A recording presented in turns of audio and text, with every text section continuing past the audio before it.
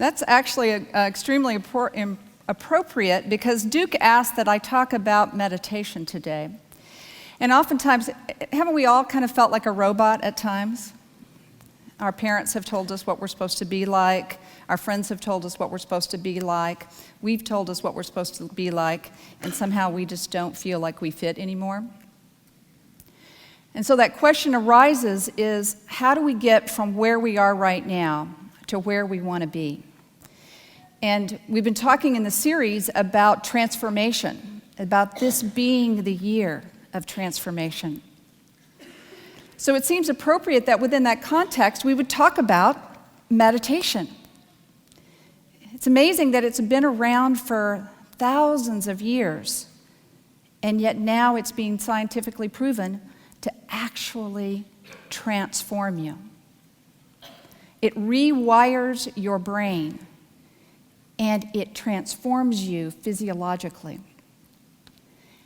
And it's so fun to talk about it because the reason we're all sitting in this beautiful building today is because 110 years ago, a woman named Myrtle Fillmore meditated. She had had that experience of kind of like being a robot. Her parents had told her that she was sickly as a child. And so she had spent her whole life thinking of herself as being sick. And that had manifested itself in her body, that she was, in fact, having trouble with her health. And so she went to a lecture and heard someone say some words that caused her to think about herself differently.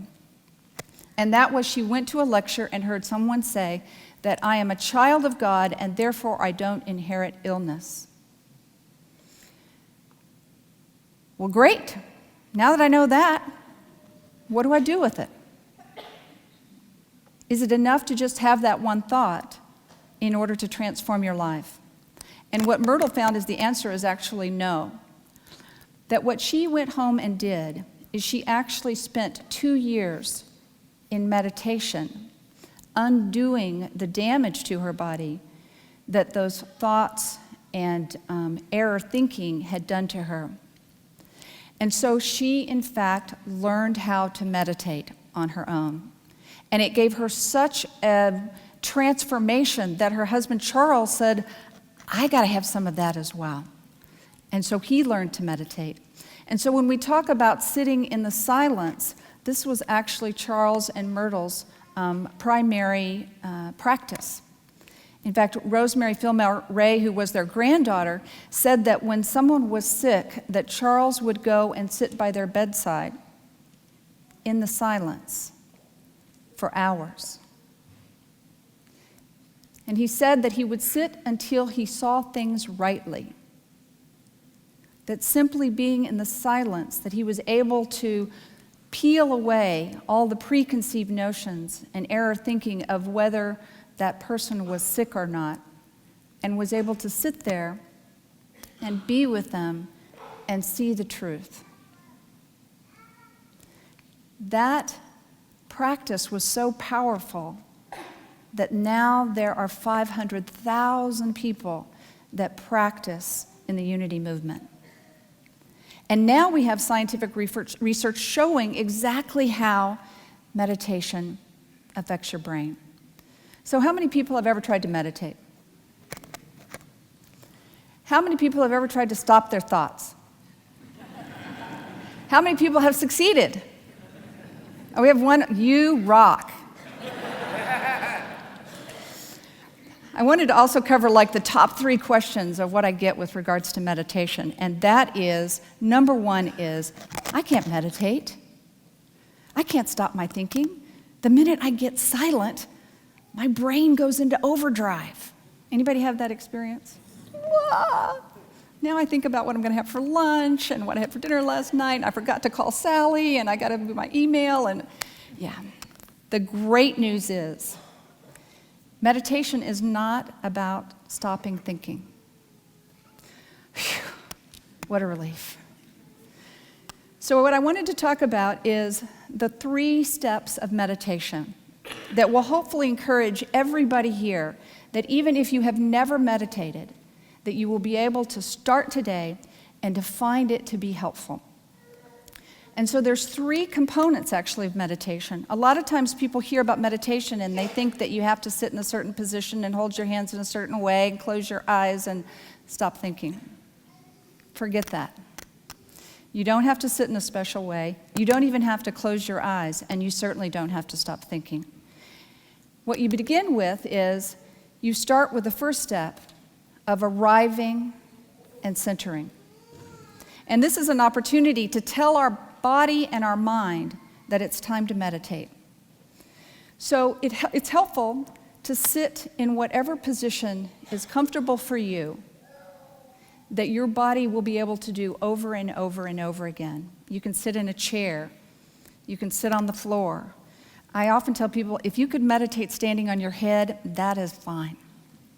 But the idea is to find that place where you start to still your body and you give it external signals that it's time to settle down.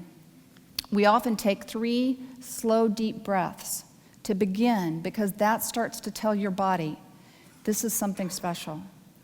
Now I'm here to meditate. I also encourage people that if you have a place in your house, even a corner of a room, where you can have a special chair, a special altar, or some sort of a candle or something that is special, just physically moving into that space can signal you that it's time to be still.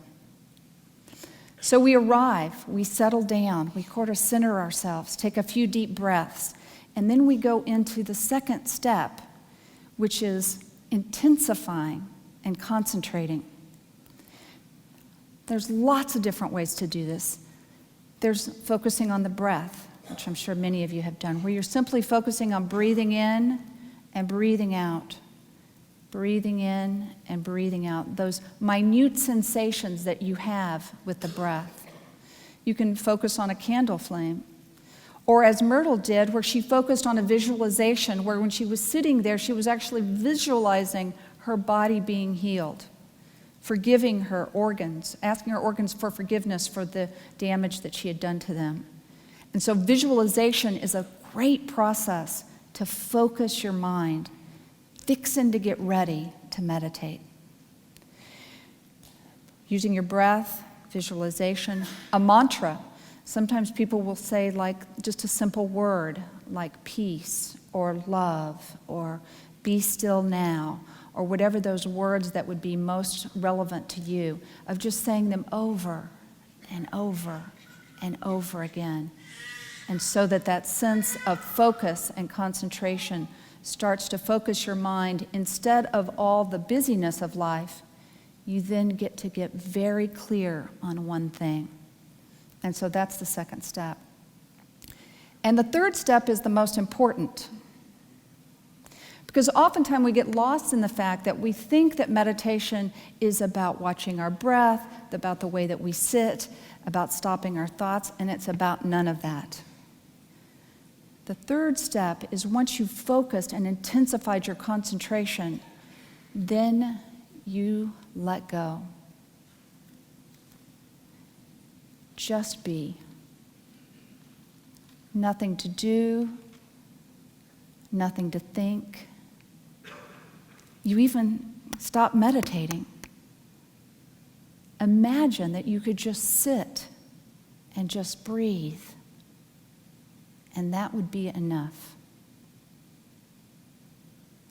And so when Charles and Myrtle were sitting in the silence, they were working their way up to get to this point when you just let go.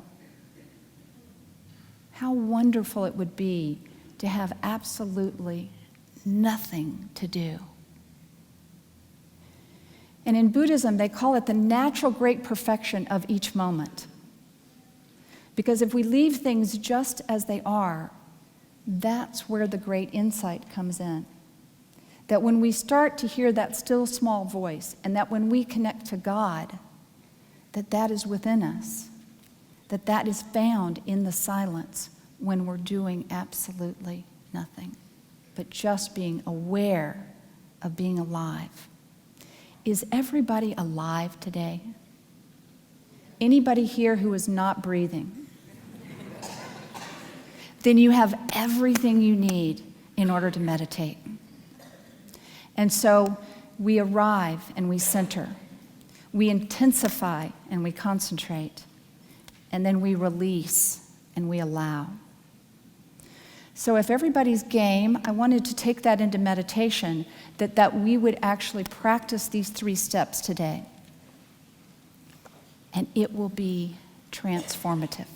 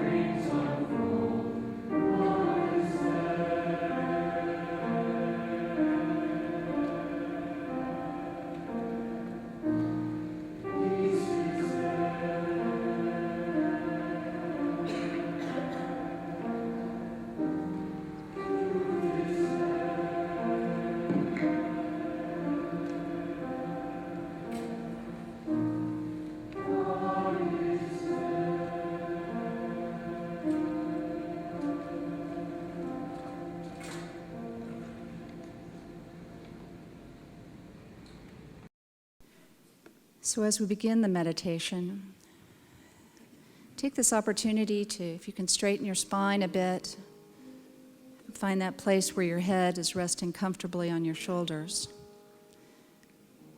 And take those 3 slow, deep breaths, breathing in and filling up your lungs completely, holding that breath for a moment, and then exhaling, letting every drop of air out. And then once again, breathing in full and deep, and hold that breath for just a second, and then exhale, letting it all out. And then one last time, breathing in,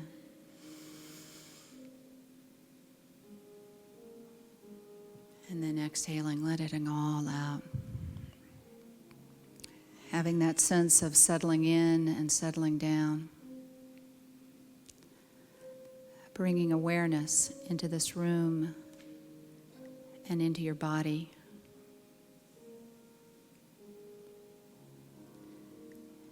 And for these next few minutes,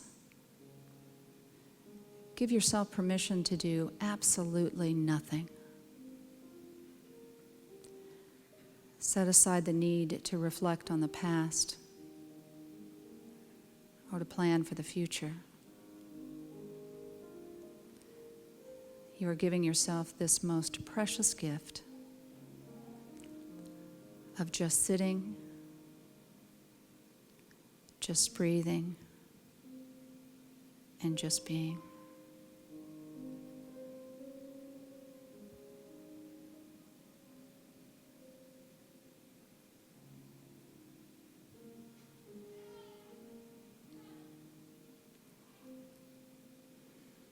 And then we're going to use the sound and vibration of our voice to intensify the concentration of this moment. And I'm going to ask that you just take a deep breath in, and as you exhale, say the syllable of ah until every last drop of air is gone. And breathing in.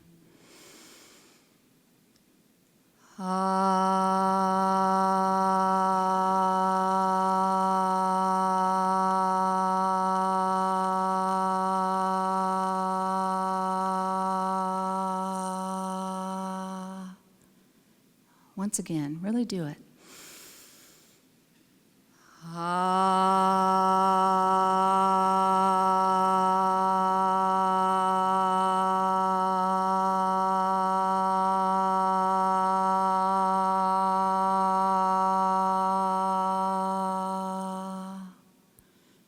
And breathing in. Don't worry if you're getting it right or wrong. Just do it and yell it out.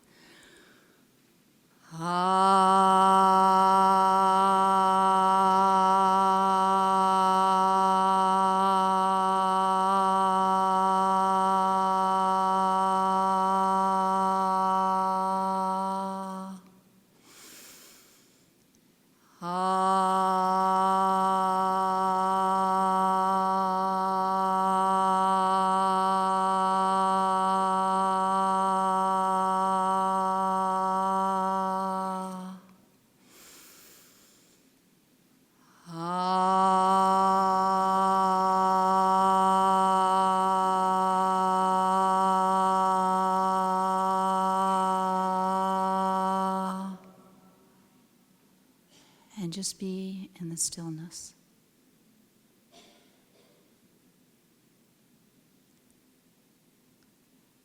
Releasing, surrendering, allowing.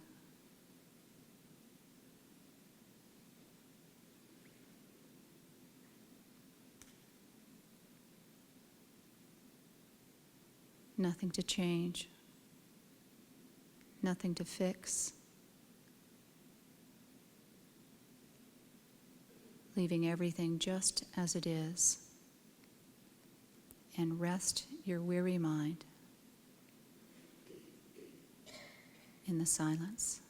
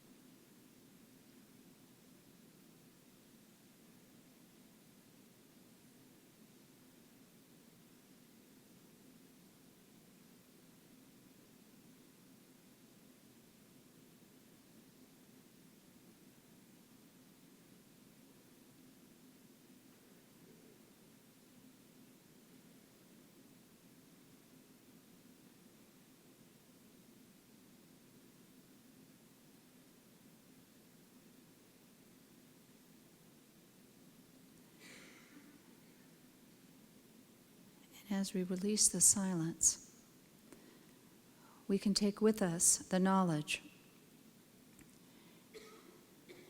that we have this opportunity to be in meditation in so many different ways. You might have a moment in your car, parked before you exit, and just staying a few moments in the silence and the quiet of the car. Or you might find a few moments in your day to take 3 slow, deep breaths.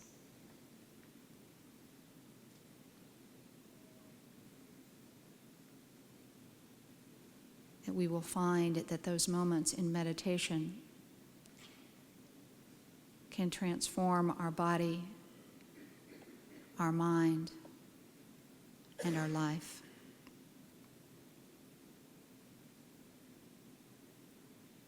And so it is.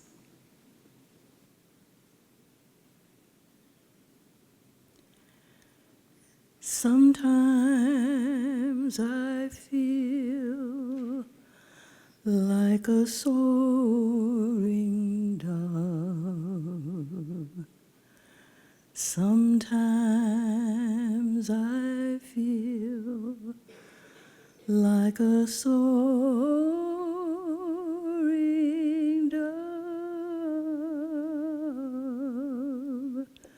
Sometimes I feel like a soaring dove. I'm filled